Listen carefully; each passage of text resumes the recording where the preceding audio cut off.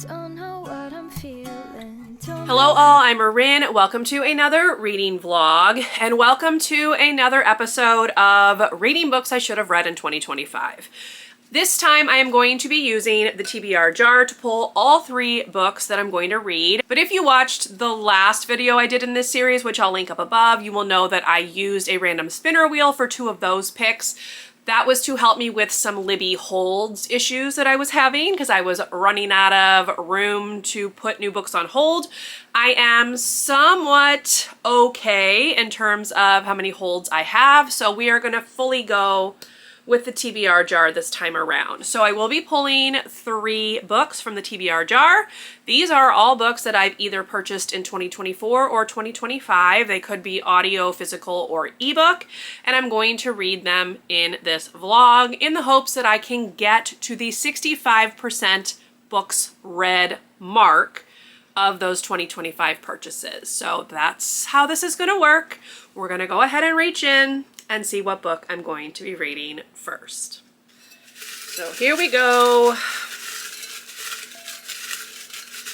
Now I have read books that I've purchased, so if I happen to pull that, obviously we'll just pull a new title instead of reading one that I've literally already just read. So, okay, this is the first one. Let's see what we've got. Oh, okay, this one is this fantasy?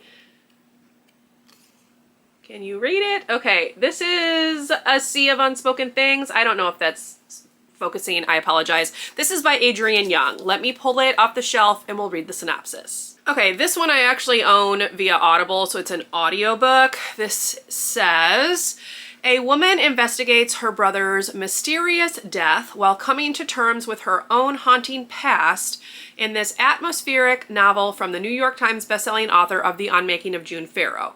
The only thing James and Johnny Golden have ever had is each other. For as long as she can remember, James's deep connection with her twin brother Johnny has gone beyond intuition. She can feel what he feels. So when Johnny is killed in a tragic accident, James knows before her phone even rings that her brother is gone and that she's alone, truly alone, for the first time in her life.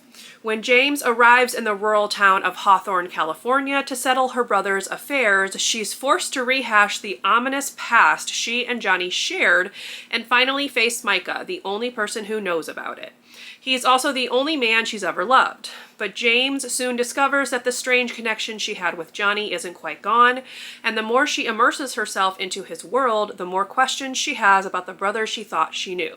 Johnny was keeping secrets, and he's not the only one. What she uncovers will push her to unravel what happened in the days before Johnny's death, but in the end, she'll have to decide which truths should come to light and which should stay buried forever. Okay, so there you go. Let's get reading. Keep my thoughts straight, yeah. You got me second guessing, thinking that I made a mistake, but inside.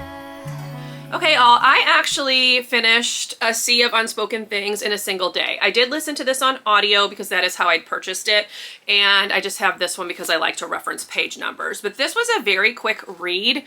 I really loved The Unmaking of June Farrow, which I read last year and gave 5 stars, so I had pretty high expectations for this one. However, they were not met. I found this one to be a little underwhelming, a little lackluster, and I'm only giving it 3 stars. So we are following James. Her brother Johnny, her twin brother Johnny, passed away a few months before this book takes place, and the circumstances surrounding his death have never sat well with James, so she decides to go home to their very small town to sort of try to figure out, if she can, what actually happened to Johnny. And in doing so, she unearths some secrets and things, something that happened in her past that is referenced a lot. And we finally get like the story of that, I would say. Let me see if I can find it. Yeah, we finally got that at the 175 page mark. So that's when that mystery is finally cleared up. She references it a lot, but she never gives you specifics until she actually recounts what happened. So she had a relationship with a man named Micah. They have not spoken in the 20 years that James has been gone. And she then decides to try to work with Micah just to basically figure out what exactly happened to her twin brother. So that's kind of the overarching scheme of things, I guess. My issue with this one was, while the writing was really lovely, the scene was set really nicely with this small town atmosphere, the forest and things like that. I just felt like perhaps there were a few too many threads that she was trying to kind of wind together to make the overall story. So I felt like I just couldn't really connect with everything that was happening. And since we're supposed to be kind of following James and Micah to an extent, and their grief surrounding Johnny's death, I felt like that got lost by the wayside with some of the other stuff that was going on. So there's a lot of references to people that she was friends with in the past. There is a project that Johnny was working on for a university that had to do with owls and like wildlife conservation-ish efforts, I guess, for lack of a better word. So that was getting a lot of page time, and I just felt like overall the story itself was a bit too overreaching. There was too much going on. That being said, it was a very fast read. As I said, I finished it in a day and I enjoyed it, but I did feel at times like my attention was wandering a bit. So definitely not to the level of The Unmaking of June Farrow. I still thought the writing was nice, but the story itself didn't quite work for me as well as I was hoping it would.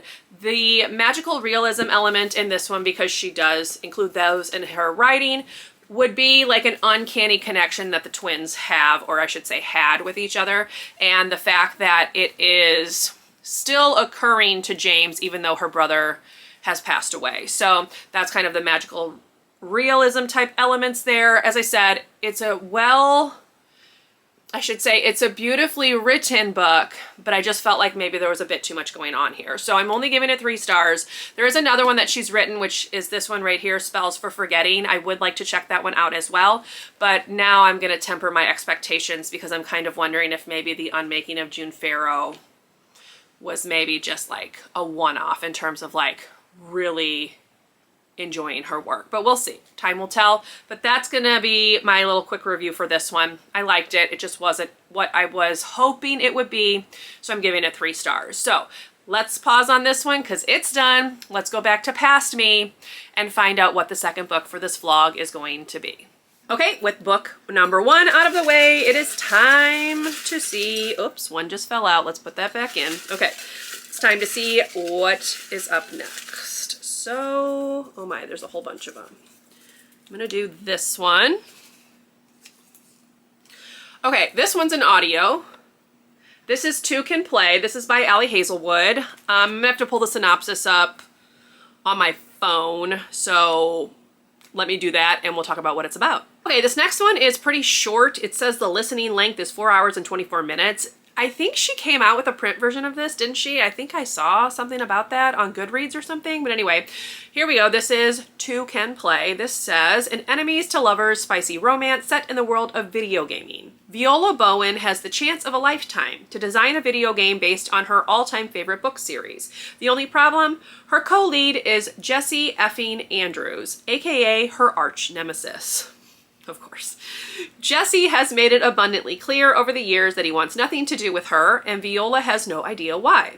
When their bosses insist a wintry retreat is the perfect team-building exercise, Viola can't think of anything worse. Being freezing cold in a remote mountain lodge knowing Jesse is right next door? No, thank you. But as the snow piles on, Viola discovers there's more to Jesse than she knew, and heat builds in more ways than one. Okay, so isolated setting, etc., etc. Very typical Allie Hazelwood. Actually, the whole setup of that reminds me of whatever this book was, which I read a couple years ago and enjoyed. So, okay, that's gonna be Two Can Play. Let's get listening.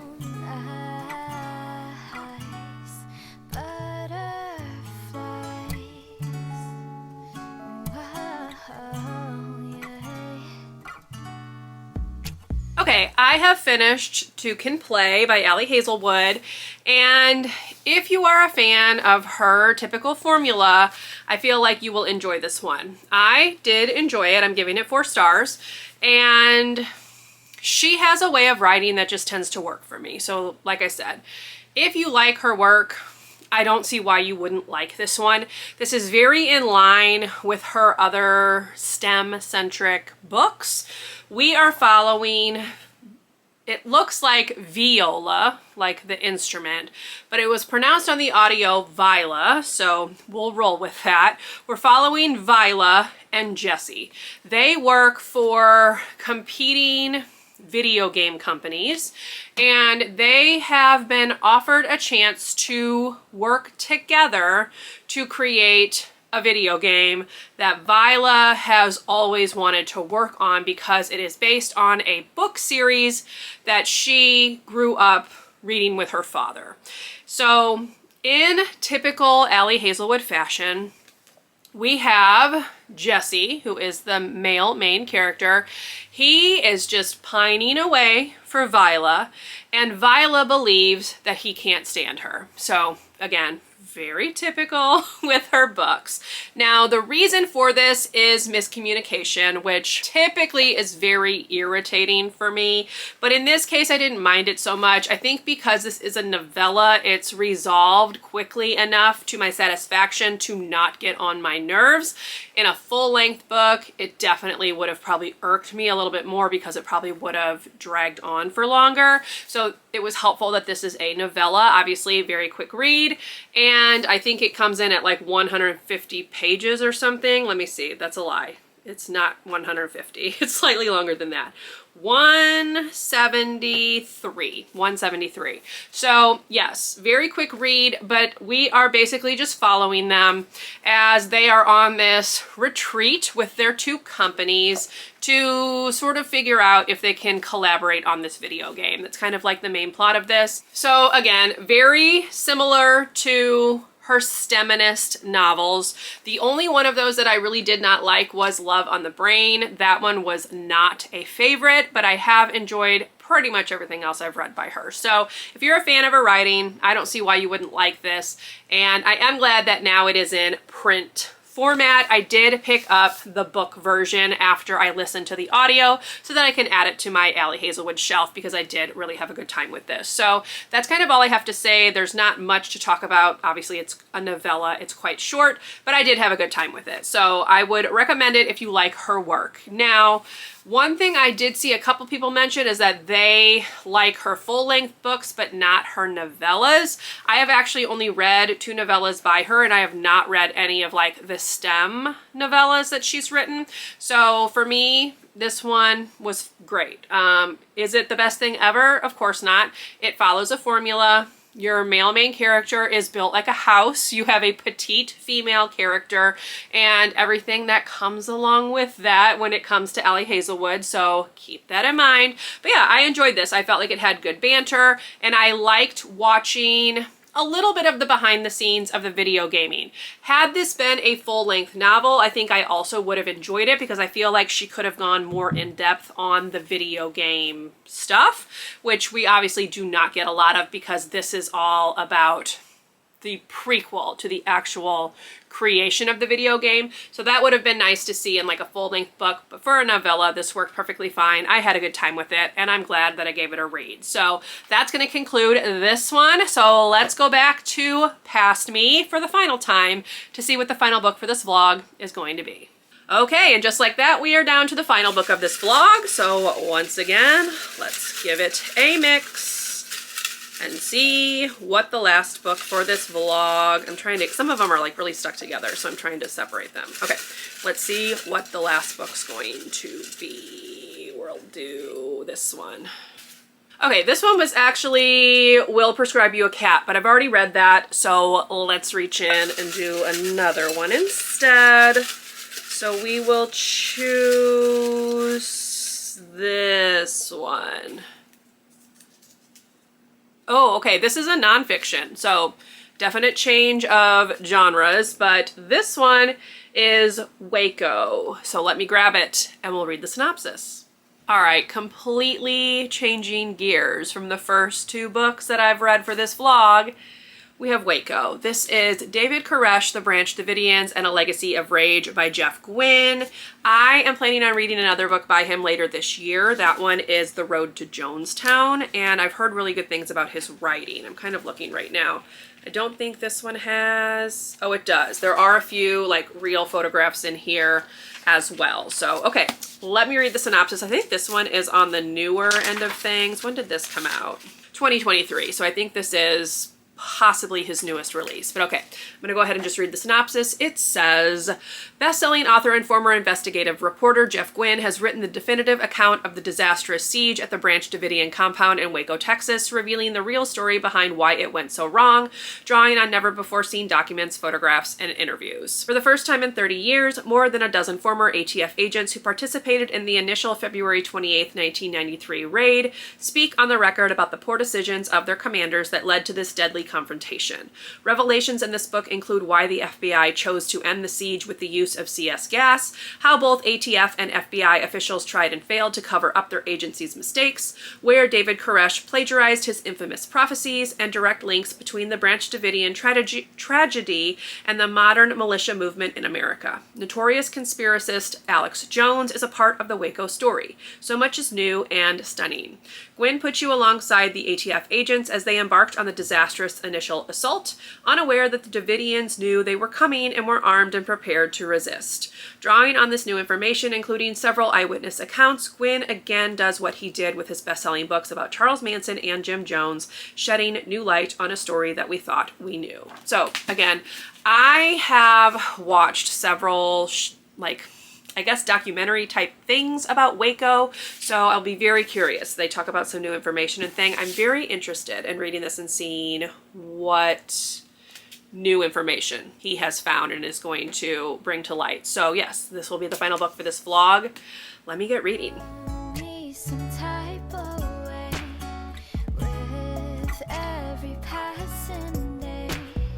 Don't let it go away. Okay, all, I have started reading Waco by Jeff Gwynne, and I am on chapter 19, which is page 131, so I've read this much.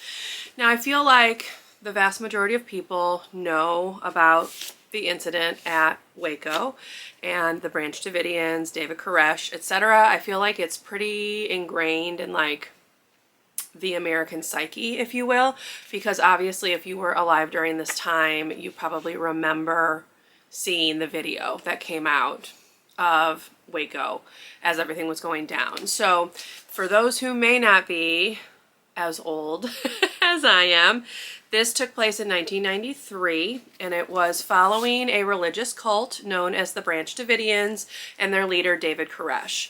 There were allegations of various different things going on at Mount Carmel, which was their compound, and the whole thing got kicked off when ATF tried to serve a warrant for Koresh's arrest on illegal weapons charges. So that's kind of how the whole thing gets started.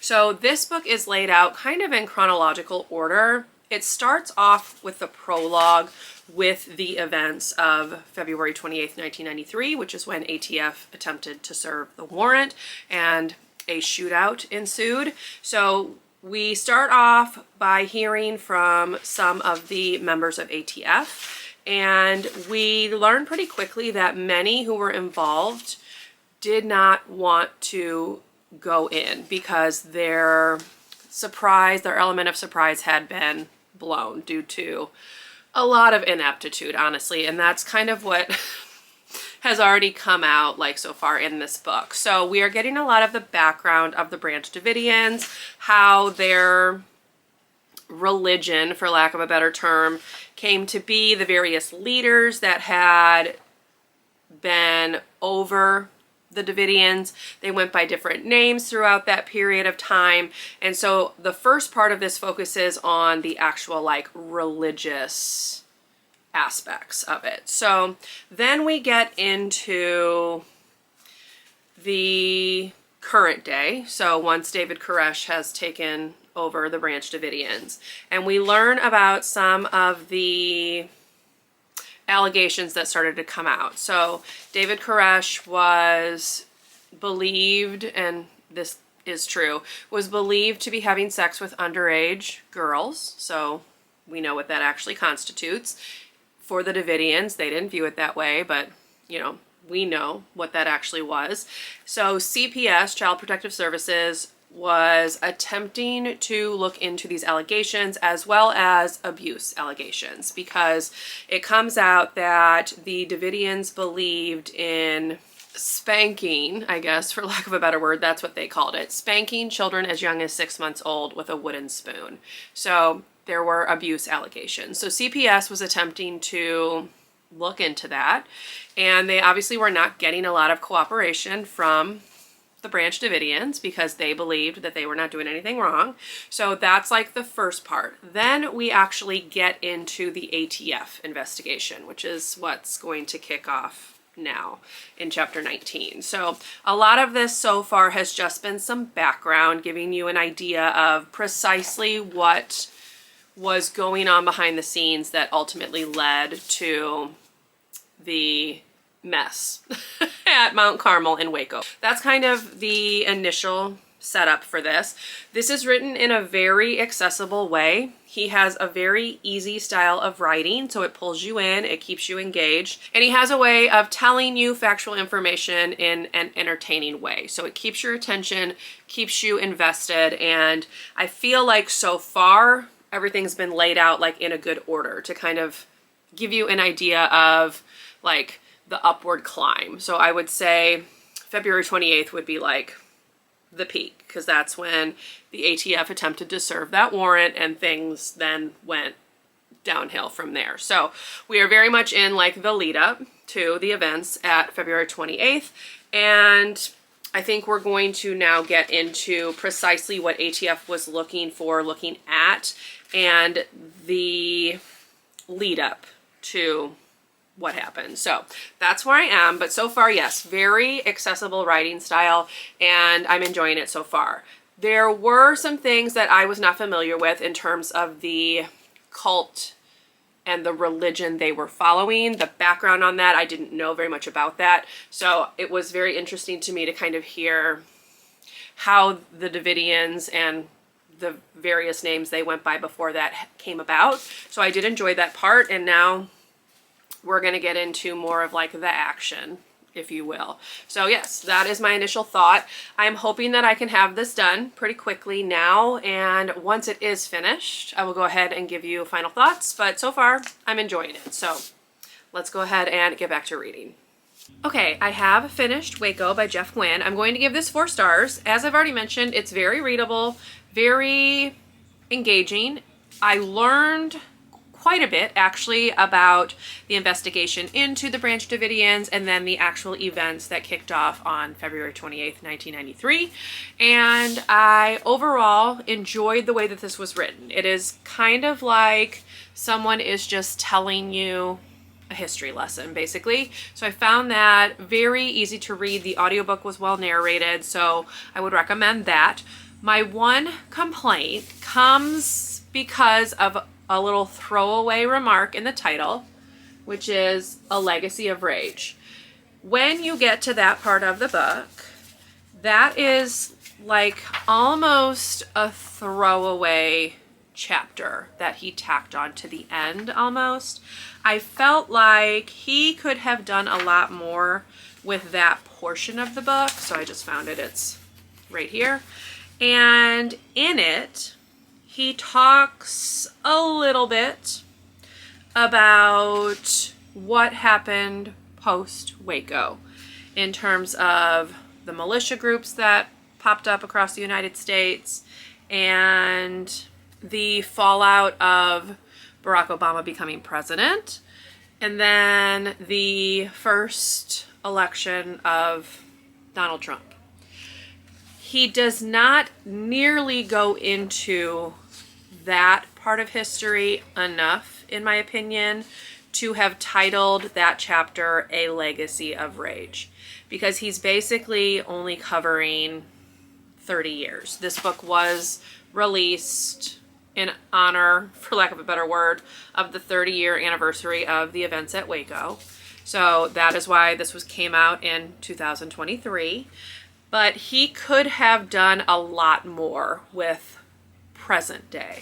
Now, maybe that wasn't his goal for this, but then in my opinion, this part needed to not be included in the title because that's a little misleading. I felt like this inferred that he was going to talk more directly about what happened after. So that would be my biggest complaint, I think, is just that I expected that aspect to play a bigger role just because it was in like the title, and it did not.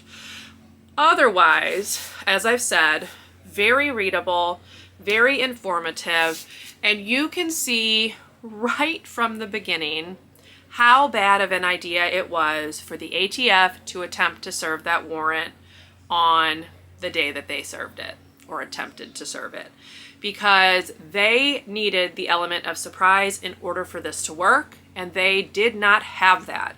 And there are some chapters that really talk about members of the ATF's feelings behind that and how they were very leery of going ahead with the plan because they just felt like it was not going to go the way that they had hoped it would go. So that was kind of interesting. Just the whole ATF investigation really left a lot to be desired. Mostly that is because they were running on a shoestring budget. They did not have the manpower to truly do a lot of surveillance. And what they did attempt in terms of surveillance was just laughable. So that part, like, part of me just had to laugh at just how bad the ATF was at investigating David Koresh and the Branch Davidians.